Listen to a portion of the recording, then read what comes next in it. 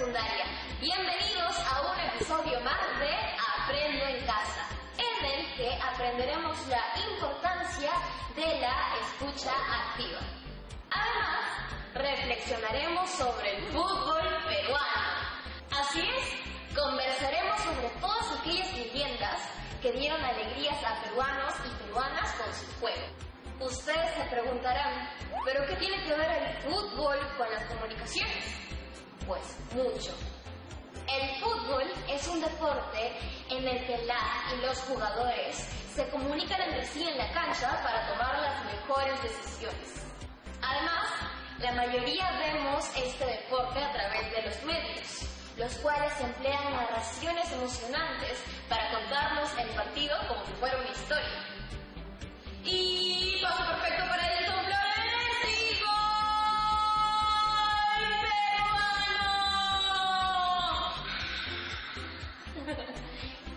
Eso sí, tanto al estar en la cancha como al ver el partido en los medios, estar atento y practicar la escucha activa es esencial para captar los mensajes. Es por ello que vamos a ver la primera parte de un especial sobre los jugadores de fútbol masculino del Perú. Y practicaremos escuchar atentamente para responder preguntas como: este es el momento en el que necesitan traer lápiz y papel para tomar nota. Las preguntas son: ¿qué sabían de los jugadores que se mencionaron en el video? ¿Habían escuchado de ellos antes? ¿En qué campeonatos ha participado nuestro país? ¿Qué importancia se le daba al fútbol en los años 30, 40 y 50 del siglo XX? Hagamos un viaje al pasado y no olvides tomar nota. Vamos con el video.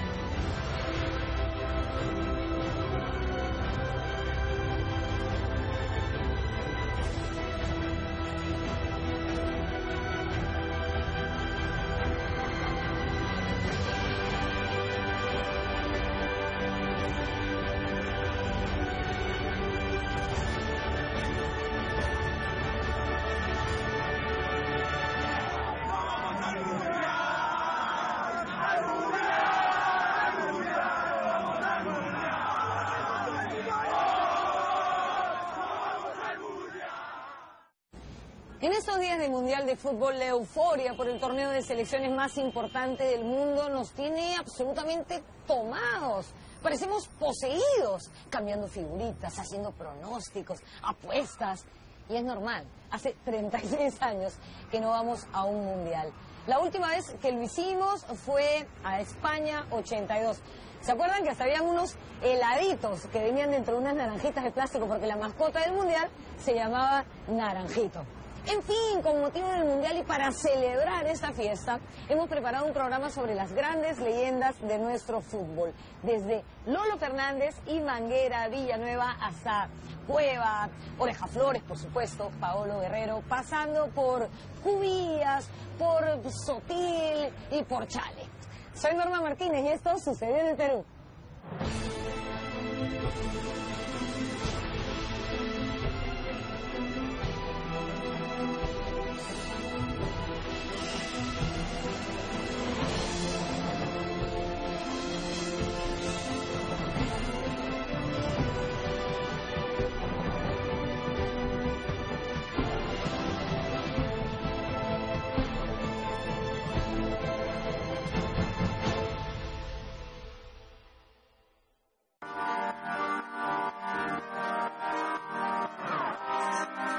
Hoy, que al fin, luego de tanta sequía, podemos ser optimistas en cuanto al presente y futuro del fútbol peruano, hemos querido recordar a las leyendas de nuestro balompié.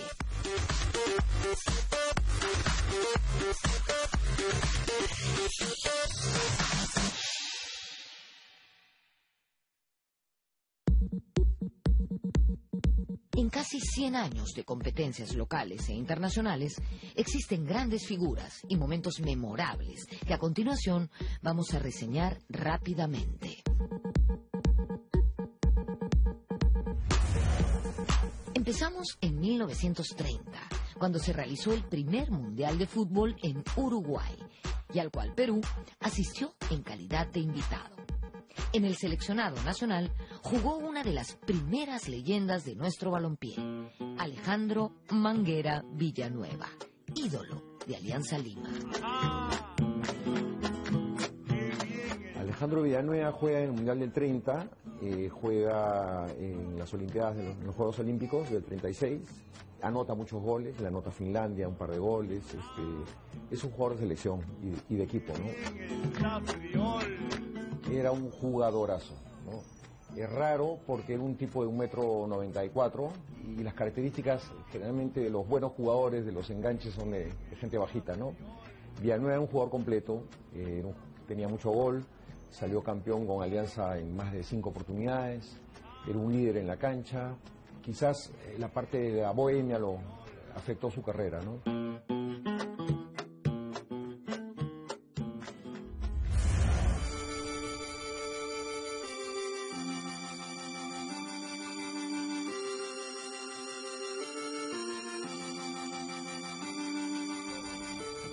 El ídolo máximo de Universitario de Deportes es sin duda Lolo Fernández.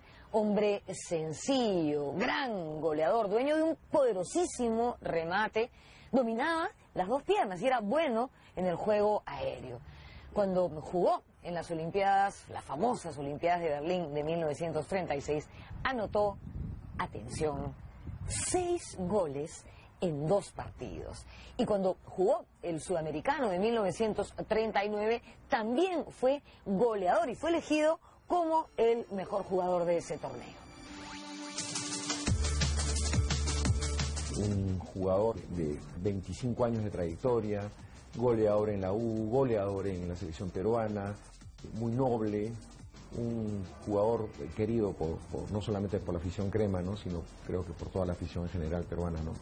Un tipazo, miembro del clan de los Fernández, ¿no?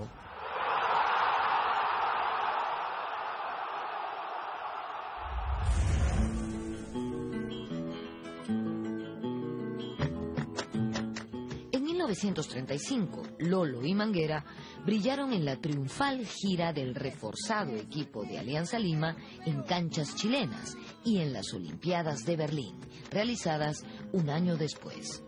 Junto a ellos destacó el portero Juan el Mago Valdivieso.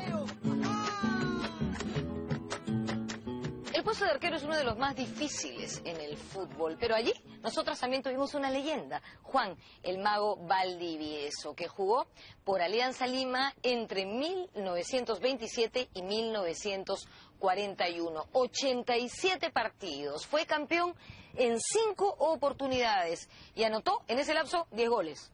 Sí, ya sé, era arquero, pero bueno, anotó 10 goles, pues. El apelativo, el apodo de Mago se lo ganó en la campaña que hizo Alianza Lima en Chile en 1935. En 7 partidos tapó 5 penales. Tenemos a don Juan Valdivieso, que con 20 años tapa en un mundial, en el debut de Perú en el Mundial de Uruguay.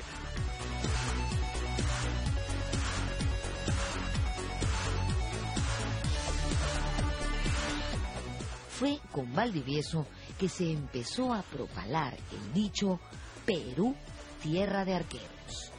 Luego del Mago, destacaron otros guardametas como Juan Honores, José Soriano, Rafael Asca y Walter Ormeño. Ya en los años 50 apareció un jugador talentoso con pinta de actor de cine, Alberto Toto Terry, la saeta rubia. Es un jugadorazo de los años 50, un enganche, era muy explosivo, era rápido, era creativo, tenía gol, era bohemio también, se juntaba con sus compadres de la Alianza antes de un clásico, ¿no? a jugar naipes, a jugar cartas, tomaba unas cervecitas y al día siguiente jugaba como los buenos. Toto Terry Miraflorino, ¿no? Alberto Terry, Arias Schreiber, nada menos, ¿no? Debe ser de los primeros casos de un jugador de clase media, media alta que incursiona en el fútbol, ¿no? En la Copa América jugada en Argentina en 1959, Terry integró un quinteto letal en el ataque, junto a Óscar Guaki Gómez Sánchez, Miguel Loaiza, Juan Seminario y Juan Joya. Joya fue contratado por el poderoso Peñarol de Uruguay y allí conseguiría 6 campeonatos nacionales, 3 Copas Libertadores y una Copa Intercontinental. Armindo Orega, rebotó en día, saca Caetano. La pide, la grita Joya. Hombre peligroso. En la saga de esa selección de 1959 sobresalía Víctor Conejo Benítez, que de Alianza Lima pasó al Boca Juniors y luego al AC Milán, donde en 1963 se consagró campeón de la Champions League.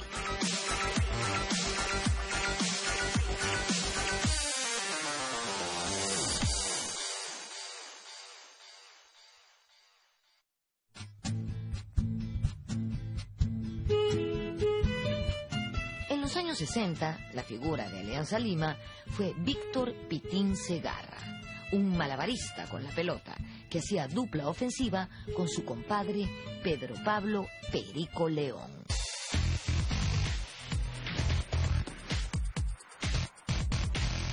Pitín Segarra anotó el gol del triunfo de Alianza Lima contra el Boca Juniors en la Bombonera de Argentina, durante la Copa Libertadores de 1966.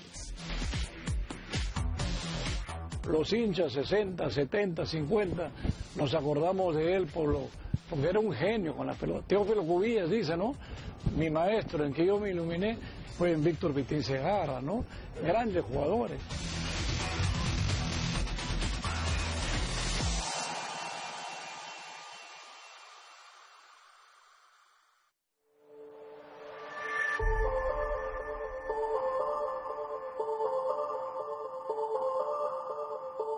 Roberto Chale, el niño terrible, también fue ídolo de Universitario de Deportes. Dueño de un juego pícaro, callejero, con personalidad y actitud ganadora. Y esto lo demostró no solamente en el Perú, sino también en el extranjero. Por ejemplo, en 1967, Chale fue figura en los partidos de Copa Libertadores en Argentina, en los que la U en 48 horas derrotó a Racing Club y a River Plate.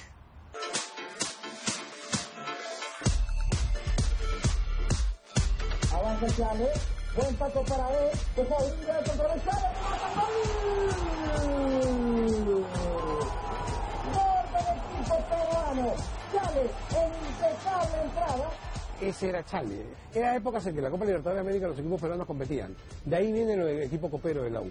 Pitín Drago tiene una frase espléndida que es una frase que antes se escuchaba mucho en el fútbol peruano. Antes se decía, corren los atletas. También decían, corren los caballos. Corren los atletas. En el fútbol la velocidad no está en las piernas, está acá. Chale era un jugador que podía no moverse, pero que era sumamente veloz. Te cambiaba el partido con un solo toque.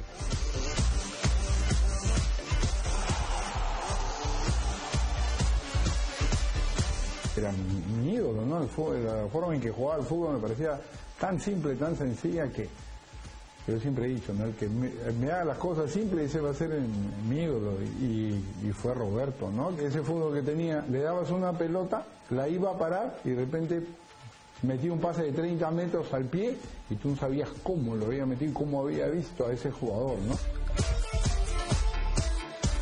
Chale fue vital para conseguir nuestra primera clasificación por méritos propios a un mundial.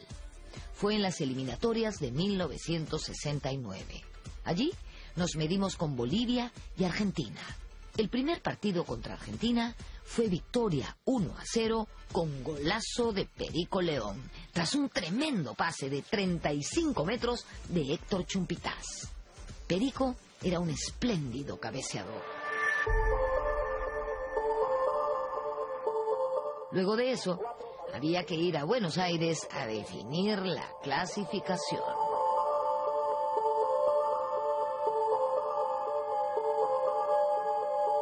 En 1969, en la mítica Bombonera de Boca Juniors, Chale y la selección peruana eliminaron a Argentina del Mundial México 70. Ese día, Perú jugó un partidazo. Cachito Ramírez anotó 2 golazos. Y el niño terrible, con solo 22 años, le hizo la vida imposible a sus rivales, sin dejarse asustar por la hinchada argentina que abarrotaba la Bombonera.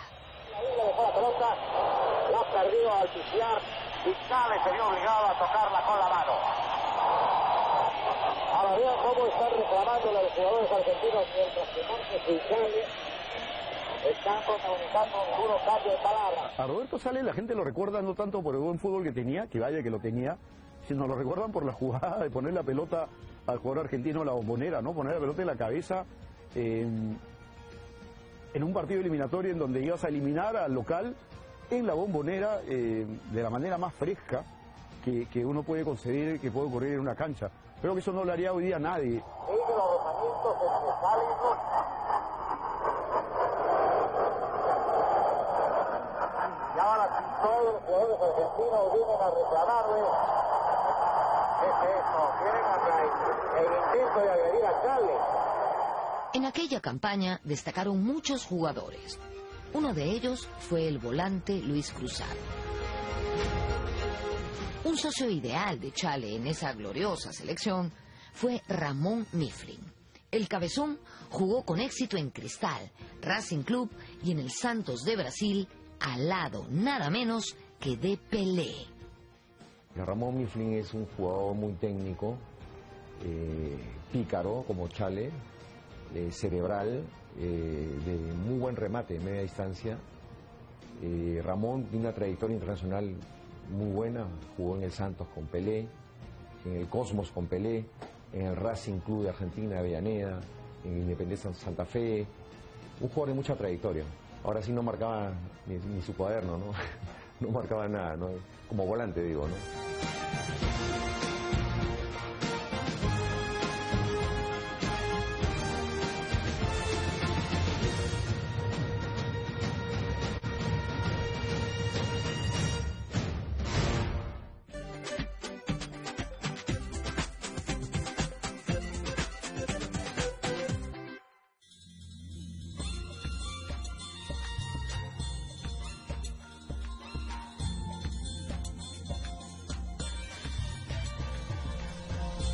TV Perú, somos todos.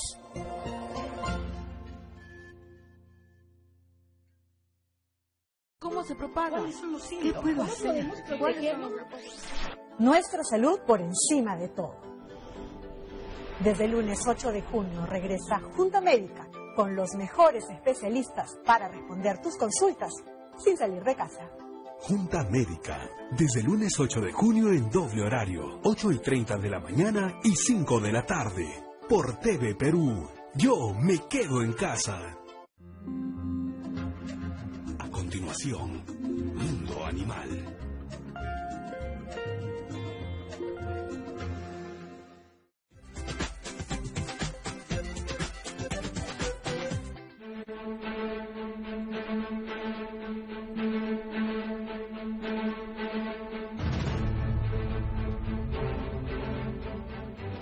Chumpitaz, el gran capitán, fue uno de los jugadores peruanos más respetados en el extranjero. Él nació en 1944 en cuna humilde, en Cañete, y a lo largo de su carrera suplió con fortaleza física y enorme talento su relativa baja estatura, ganándole en salto a rivales que pasaban el 1,80 m.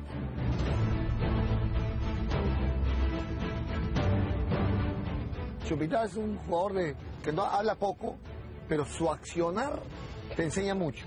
Digamos, el modelo de jugador de 4 o 5 generaciones. Todos lo admiramos.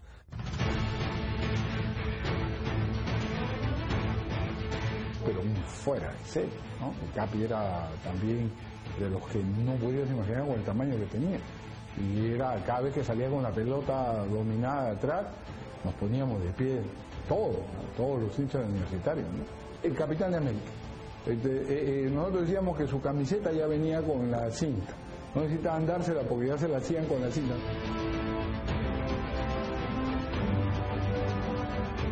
Siendo un baluarte de la defensa y un líder dentro y fuera de la cancha, Chumpitas logró que el Perú clasificara a los mundiales de 1970, 1978 y 1982. No solo marcaba, sino que atacaba y lideraba, y además se metió unos golazos de tiro libre que fueron bautizados como los chumpigolazos, como el que le metió a Bulgaria en el Mundial de México 70. Un auténtico crack.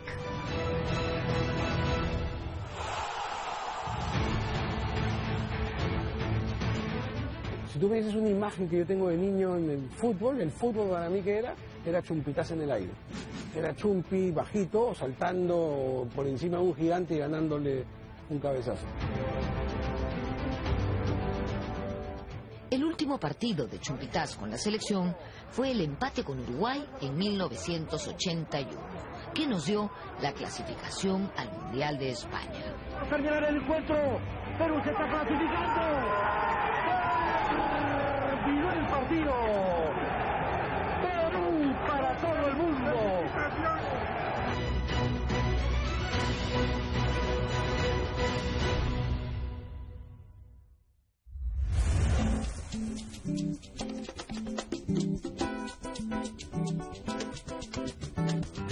En el Mundial de México 70, Perú llegó a los cuartos de final, donde cayó ante el poderoso Brasil de Pelé.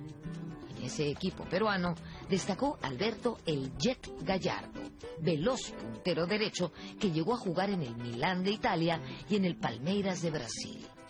Fue ídolo del Sporting Cristal, cuyo estadio lleva su nombre. Otro gran delantero fue el aliancista Julio Bailón, al que alguna vez compararon con el astro brasileño Garrincha. Varios arqueros extranjeros han dejado su huella en el balompié nacional. Los argentinos, Quiroga e Ibáñez, por ejemplo. Pero antes que ellos hubo otro argentino que destacó, y fue Humberto Horacio Ballesteros, un arquero de estilo sobrio y de gran intuición. Cuando jugaba en la U, él tuvo el récord de imbatibilidad, pues su arco no fue vencido en 8 partidos, 751 minutos. Y ese récord lo mantuvo durante 30 años.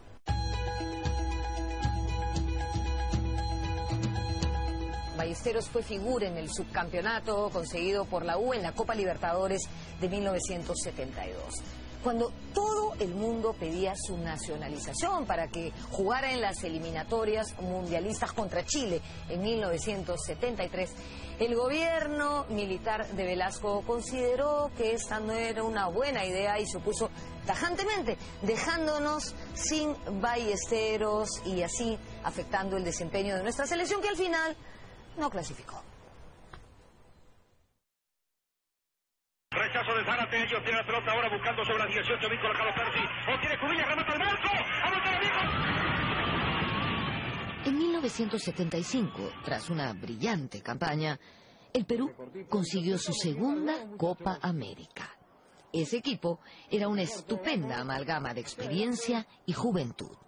Uno de esos jóvenes era Percy "El Trucha" Rojas, campeón de la Copa Libertadores con el Independiente de Avellaneda.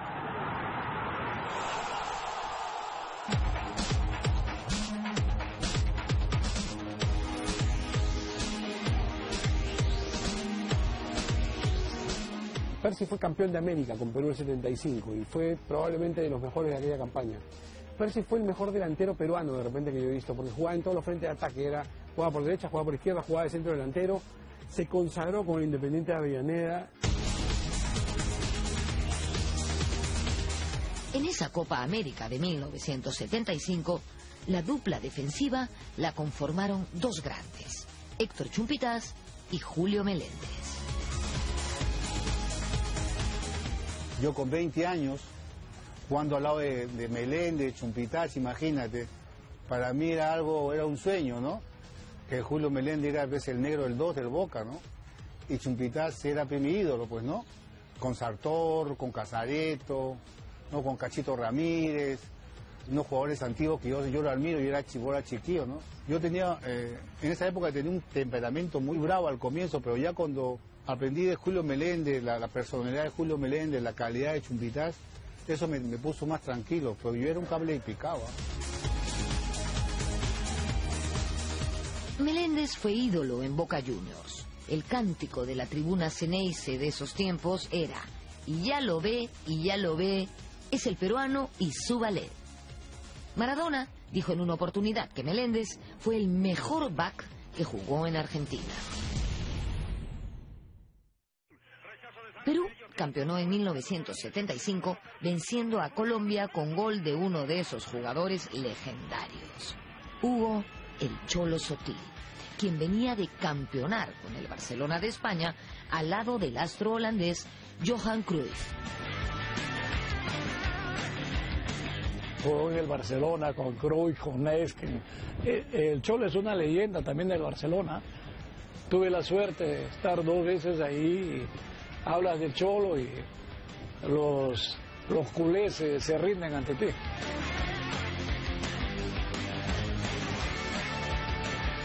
Sí, era un jugador extraordinario, ¿no? Dueño de una cintura endiablada, de eso que había antes, ¿no es cierto? Paraba la pelota y... Pero además de eso, un jugador que siendo muy hábil y por tanto objetivo de todos los fouls, en una época en donde no se cuidaba al jugador como se cuida hoy.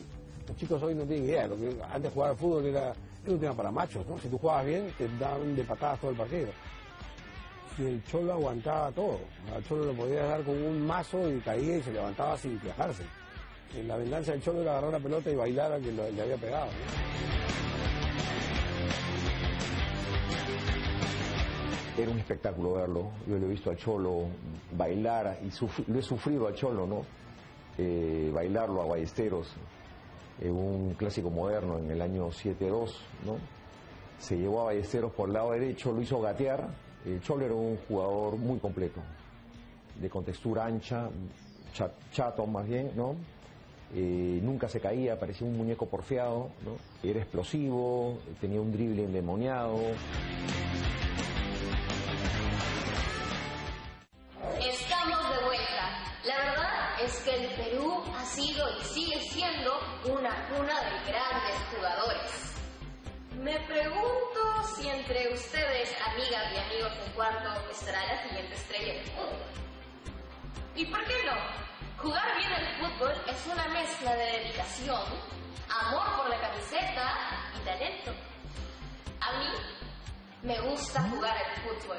Como soy muy observadora, me gusta chequear bien la cancha, juego de volante y doy buenos pases, ¿ah?